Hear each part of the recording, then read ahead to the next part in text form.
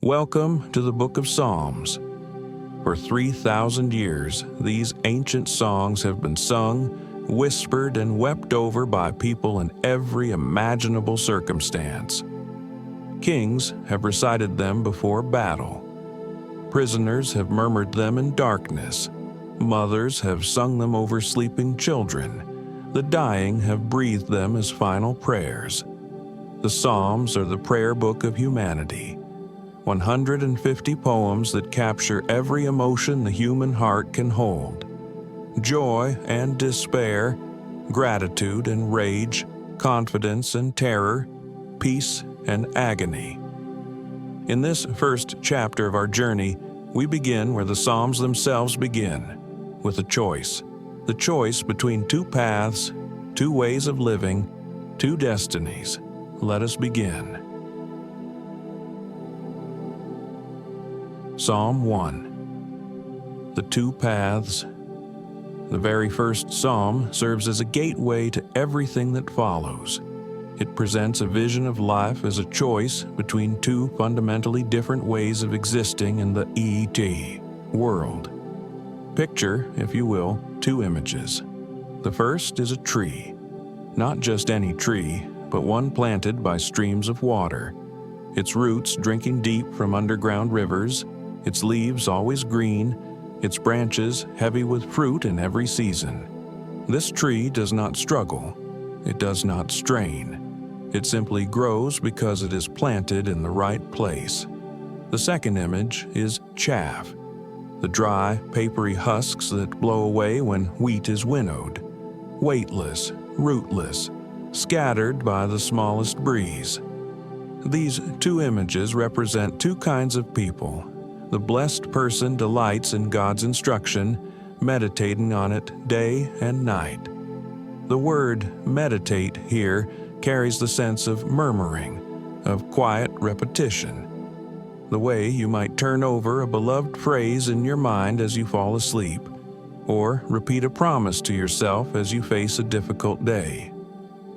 This person prospers not because they chase prosperity, but because they are rooted in something deep and life-giving. Their success is organic, natural, inevitable, like fruit appearing on a well-nourished tree. The wicked, by contrast, have no such roots. When winds come, and winds always come, they have nothing to hold them in place. They blow away and are forgotten. This is not a promise that righteous people never suffer. The Psalms will soon show us otherwise. It is rather an observation about the nature of reality itself. What is rooted endures. What is rootless does not. Psalm 2. The Rebellion and the King. If Psalm 1 gives us the individual choice, Psalm 2 expands the vision to nations and kingdoms. The scope widens from personal meditation to cosmic drama. The psalm opens with nations raging, peoples plotting, kings and rulers gathering to throw off the authority of God and His Anointed One. There is something almost farcical about the scene. The Creator of galaxies looks down at these small rebellions and laughs, not with cruelty, but with the confidence of one who knows how the story ends. Then God speaks, and His voice changes everything. He has installed His king on Zion, His holy mountain. This king has been given dominion over the ends of the earth. The psalm ends not with threats, but with an invitation. Kiss the Son, it says, an ancient gesture of submission and allegiance. Blessed are all who take refuge in Him. Here, at the very beginning of the Psalter, we encounter a truth that will echo through every page. There is a king, and there is a kingdom, and our response to that king determines everything. Psalms 3 and 7. Prayers in the Night. Now, the Psalms turn personal, and we enter the prayer life of David. Psalm 3 carries a haunting subtitle, A Psalm of David, when he fled from Absalom his son. Here is a father running for his life from his own child. The betrayal is complete. The kingdom is collapsing. Enemies multiply on every side. And yet, in the middle of this nightmare, David lies down and sleeps. I will not be afraid of many thousands of people who have set themselves against me all around, he declares. This is not bravado. It is trust so deep it allows rest in the midst of danger. Psalm 4 continues this theme of nighttime peace. In peace I will both lie down and sleep, for you alone, O Lord, make me dwell in safety. These are words for the anxious hours, for those nights when sleep refuses to come, when worries circle like hungry wolves, when the darkness seems full of threats. Psalm 5 is a morning prayer, a counterpart to the evening psalms before it. O Lord, in the morning you hear my voice. In the morning I prepare a sacrifice for you and watch. There is rhythm here. The faithful soul moves between evening trust and morning dedication, between rest and readiness. Psalms 6 and 7 grow darker. In Psalm 6, we hear the cry of someone physically broken. I am weary with my moaning. Every night I flood my bed with tears, I drench my couch with my weeping. This is not polite prayer. This is raw, exhausted grief. And yet even here, even in the depths, there is a turning. Depart from me, all you workers of evil, for the Lord has heard the sound of my weeping. The shift is sudden and complete, from tears to confidence, from despair to defiance. This pattern, lament turning to hope, will repeat throughout the Psalms. It teaches us that both the crying and the confidence are honest. Both belong in prayer. Psalm 8, the glory of humanity. After several psalms of personal struggle, Psalm 8 lifts our eyes to the night sky. When I look at your heavens, the work of your fingers, the moon and the stars which you have set in place. What is man that you are mindful of him, and the Son of Man that you care for him? This is the great question of existence, asked under starlight. We are so small against the vastness of creation. The distances are incomprehensible. The timescales dwarf us utterly. We are brief flickerings on a tiny rock orbiting an ordinary star in an unremarkable corner of an impossibly vast universe. And yet the psalm declares that humanity has been crowned with glory and honor, given dominion over the works of God's hands. The God who flung stars into space attends to human beings. The creator of galaxies notices us. There is something almost reckless about this claim, almost arrogant. But the Psalms make it anyway. In the economy of God, smallness does not mean insignificance. The human being, fragile, mortal, dust-formed, is also the crowned regent of creation. The psalm ends where it began. O Lord, our Lord, how majestic is your name in all the earth. The wonder has come full circle. Psalms 9-10. The cry for justice. Psalms 9 and 10 form a pair. In the Hebrew, they create an acrostic poem with each section beginning with a successive letter of the alphabet. Together, they wrestle with one of the deepest questions of faith. Where is God when the wicked prosper and the innocent suffer? Psalm 9 begins with thanksgiving. God has judged in favor of the righteous. Nations have been destroyed. The wicked have perished. The Lord sits enthroned forever. He has established his throne for justice. But then comes Psalm 10 and the mood darkens. Why, O Lord, do you stand far away? Why do you hide yourself in times of trouble? The wicked seem to succeed in everything they do. They crush the helpless. They say in their hearts, God has forgotten. He has hidden his face. He will never see it. This tension between confidence in God's justice and bewilderment at God's apparent absence is one the Psalms never fully resolve. They hold both truths together. God is just, and yet injustice flourishes. God sees everything, and yet he seems sometimes to look away. The psalm does not offer easy answers. Instead, it offers honest prayer. Break the arm of the wicked and evil doer. Call his wickedness to account till you find none. This is not polite spirituality. This is the cry of the oppressed demanding that God act.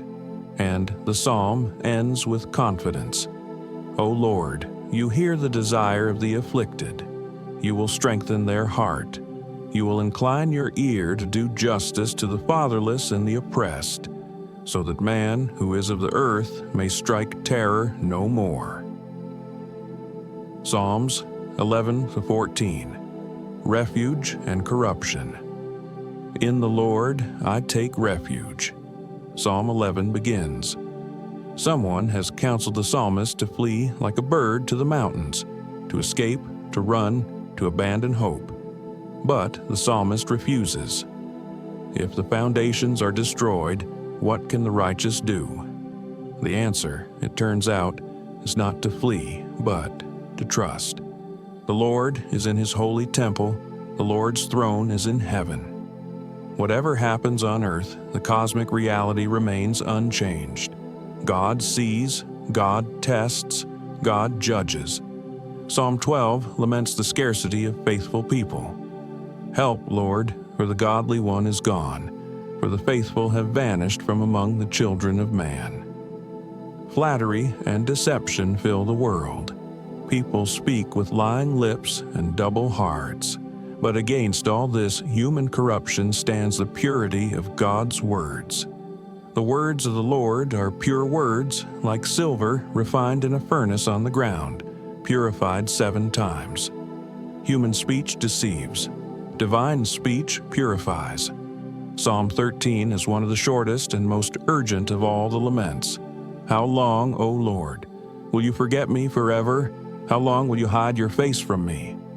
4 times the question hammers. How long? How long? How long? How long? And then, suddenly, the mood shifts. But I have trusted in your steadfast love.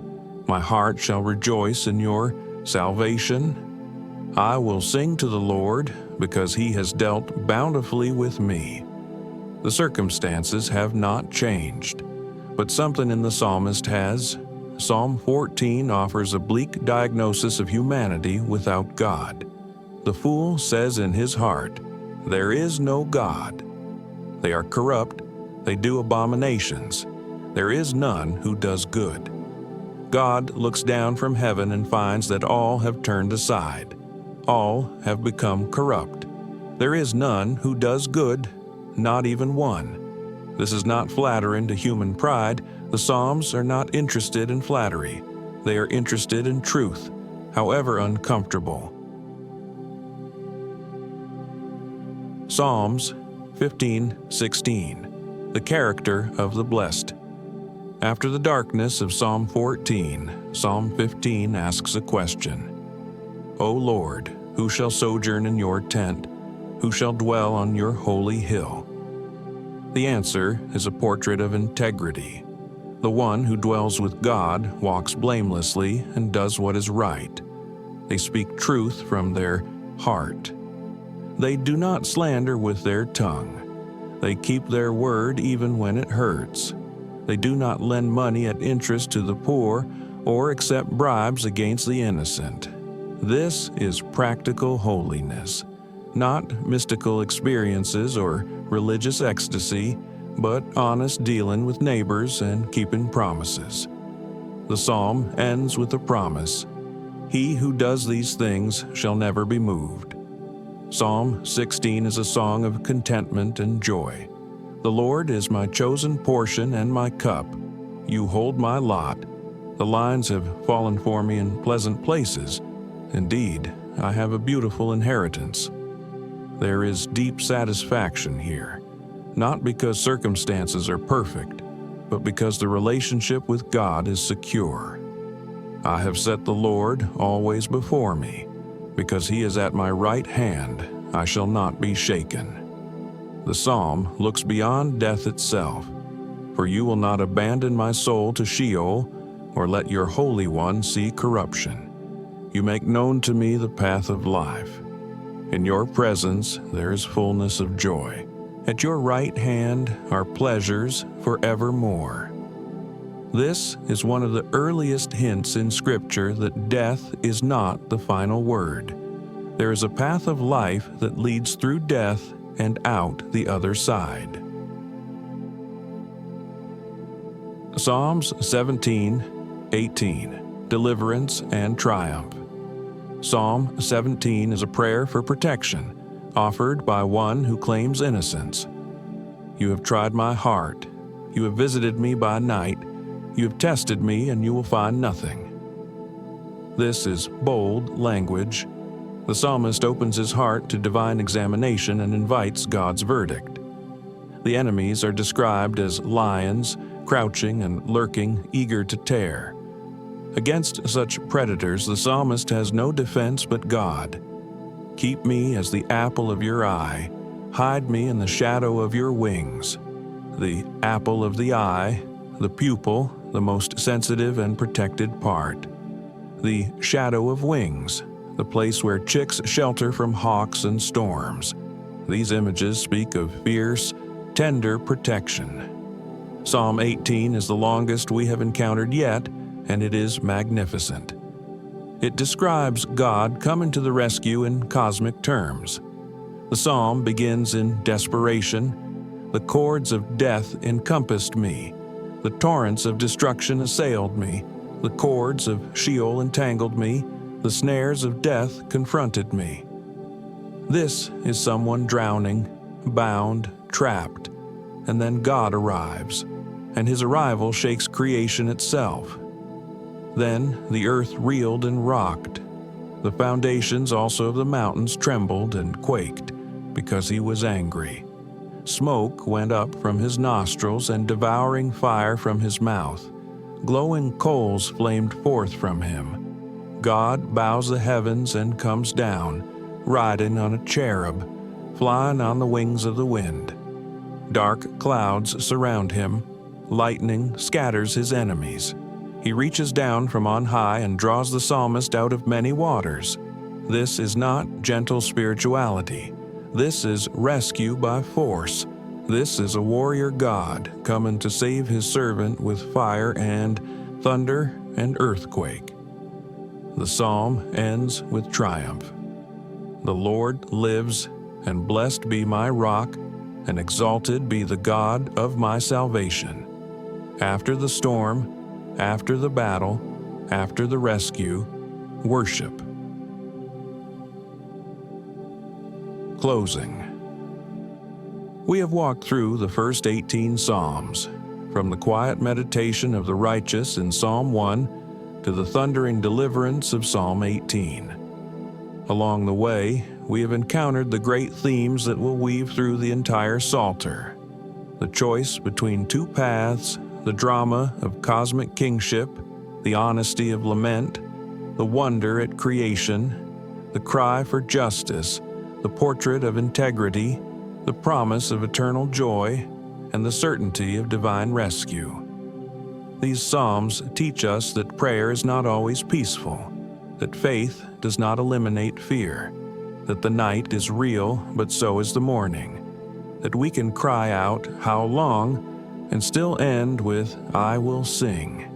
In our next chapter, we will continue through the Psalms, encountering the shepherd's song of Psalm 23, the penitential depths of Psalm 32, and the soaring worship of Psalm 33. Until then, may you be like a tree planted by streams of water. May you rest in peace and rise in hope. May the words of the Psalms become your own prayers. In joy and in sorrow, in triumph and in despair. Thank you for listening.